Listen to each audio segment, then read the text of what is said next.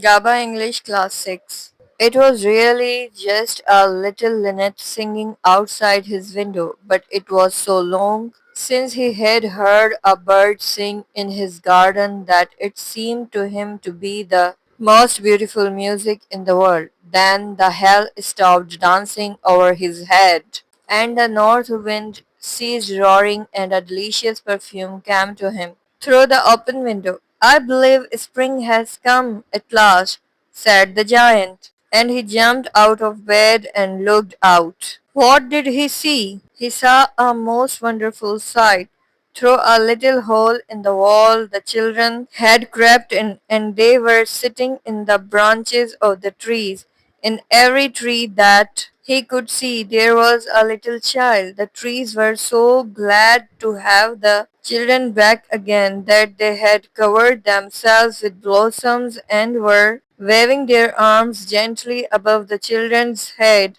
The birds were flying about and twittering with delight, and the flowers were looking up through the green grass and laughing. It was a lovely scene, but in one corner it was still winter. It was the farthest corner of the garden, and in it was standing a little boy. He was so small that he could not reach up to the branches of the tree, and he was wandering all round it, crying bitterly. The poor tree was still covered with frost and snow, and the north wind was blowing and roaring above it. Climb up, little boy, said the tree, and it bent its branches down as low as it could, but the boy was too tiny. The giant's heart melted as he looked out.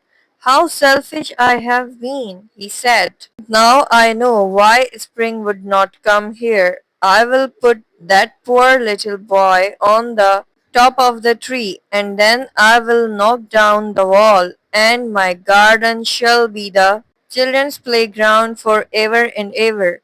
He was really very sorry for what he had done. So he crept downstairs and opened the front door quite softly and went out into the garden. But when the children saw him, they were so frightened that they all ran away, and winter came back into the garden. Only the little boy did not run, for his eyes were so full of tears that he did not see the giant coming. The giant stood up behind him and took him gently in his hand and put him up into the tree. The tree broke at once into blossoms at once, and the birds came and began singing on it. And the little boy stretched out his two arms and flung them round the giant's neck and kissed him. When the other children saw that the giant was not wicked any longer, they came running back, and with them came spring. It is your garden now, little children, said the giant. He took a great axe and knocked down the wall, and when the people were going to the market at 12 o'clock, they found the giant playing with the children in the most beautiful garden they had ever seen. All day long the children played, and in the evening they went up to the giant to bid him goodbye. But where is your little companion? He said. The boy I put into the tree.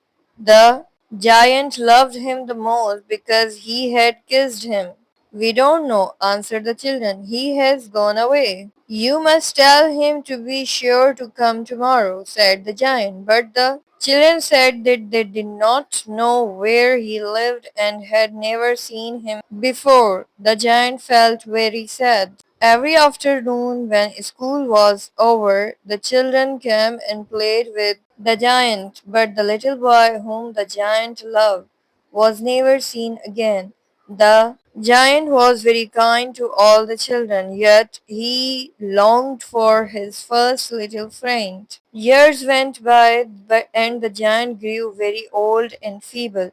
He could not play about any more, so he sat in a huge armchair and watched the children at their games and admired his garden. I have many beautiful flowers, he said, but the children are the most beautiful flowers of all. One winter morning he looked out of his window when he was dressing up. Suddenly he rubbed his eyes in wonder and looked again.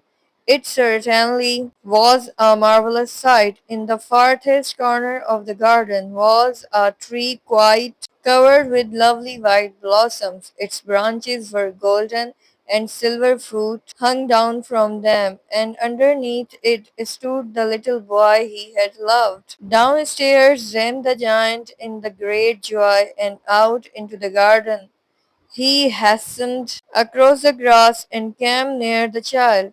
And when he came quite close, his face grew red with anger, and he said, "Who hath dared to wound thee?" For on the palms of the child's hands were the prints of two nails, and the prints of two nails were on the little feet. "Who hath dared to wound thee?" cried the giant.